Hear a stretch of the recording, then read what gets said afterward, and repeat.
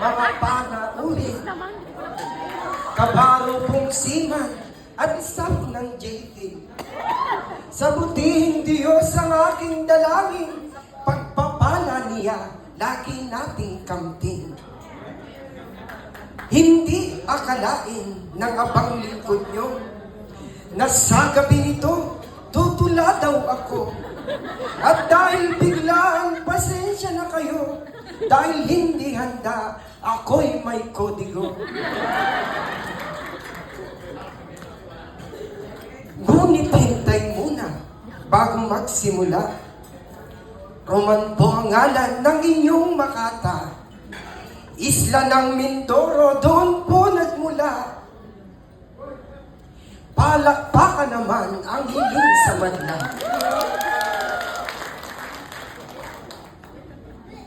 Kung bakit po tayo ngayon ay narito, 25 taong anibersaryo. Sa ating opisina, salamat po tayo dahil hanggang ngayon tayo'y may trabaho. Salamat, Engineer Jesus M. Candava, at iyong tinatag ang ating kumpanya. Sakripisyo't hirap, di mo alintana, basta makatulong, doon ka masaya. Kay dami ng taong umangat sa buhay, ang mga pangarap ay aming nakamtan. Ang iyong mga tulong di malilimutan, lalagi sa puso habang nabubuhay. Nasaan ka man ngayon, ako'y sigurado na ika'y masaya sa nakikita mo. Tuloy ang pagunlad ng iyong negosyo, nagmamanis ngayon, asawa't anak mo.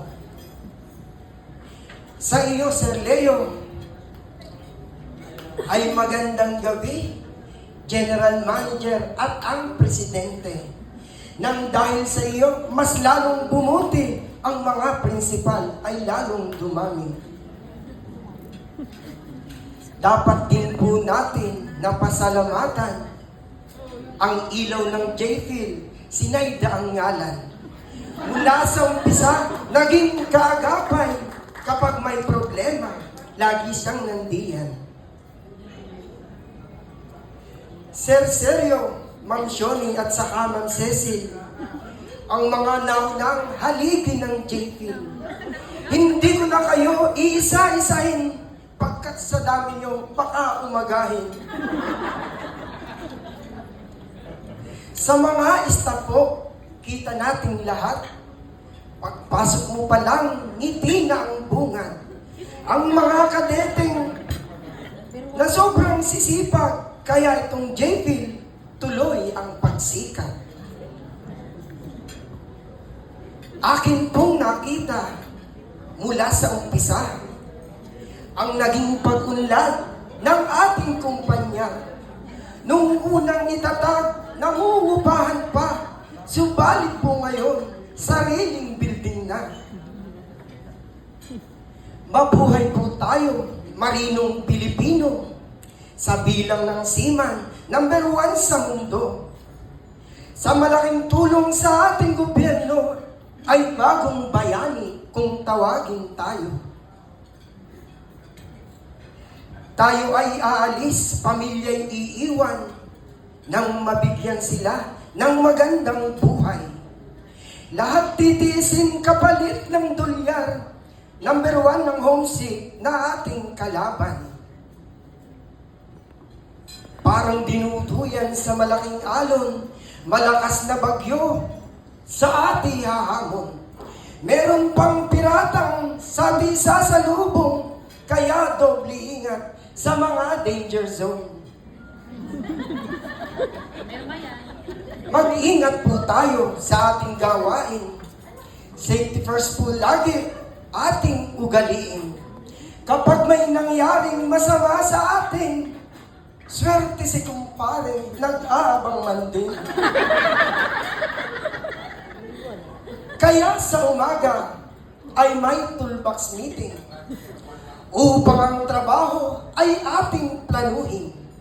Lahat ng sinabi ni Chipmate ay sundin upang ang disgrasya huwag nating abutin. Ingatan din natin ating kalusugan na sa ating trabaho ay ating puhunan. Kung insurance naman inyong kailangan, andyan si Mang Carol, inyo pong lapitan. Sapagkat kailangan habang maaga pa, sa pwedeng mangyayari, lagi tayong handa nang may aasahan sa ating pagtanda. Pagdating ng araw, di tayo kawawa. Maging positibo sa lahat ng bagay, laging isaisip na kayang-kaya yan. Sa mga pagsubok, huwag tayong bibitaw sa dulo ang tamis ng pinaghirapan. At kung sa atin po'y may nabibigatan, sa mga problemang kanyang pinapasan, humingi ng payo sa mga opisyal, huwag mahiya, lapit kay kapitan.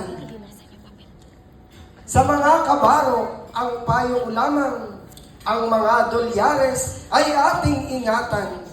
Huwag nating sayangin ang pinagpaguran, tamang pagbabudget ang kinakailangan. Pagkat mga siman ay maraming kwento, diyan po ay merong medyo babaero. May nag-iintay na pagdating ng puerto, pagdating ng shore leave at numero 1. Meron naman diyan maraming scholar. 5 ang alote doon sa listahan. Huwag lang malilito sa pagpapadalhan. Baka kay number 2, maging kay number 1. Huwag pong magtatampo, yan ay biro lamang. Alam ko naman pong lahat tayo'y loyal. Mga pagsisikap, pangarap sa buhay, ang lahat ng ito sa pamilya alay. Mga marinero, tayo'y patas lamang sa ating kumpanya na ating sandalan. Ang sa ating bigay nilang hanap buhay, pero kung tayo wala din sila dyan. Ang pagtula ko po'y aking puputulin dahil parang kayo'y inip na sa akin. Ang iba'y gusto ng award ay tanggapin, oras di mapigil, gabi lumalalim. Subalit bago ko tuluyang tapusin, ako naman po sa inyo'y mayroong hiling. Kung sa tenga ninyo'y pangit ang tulain, pagpula po sana sa palakpak daanin. Ang huling mensahe na sasabihin ko, bago ko iwanan itong entablado, sa ating JP Marin, congrats po sa inyo. Mabuhay, mabuhay mga marinero.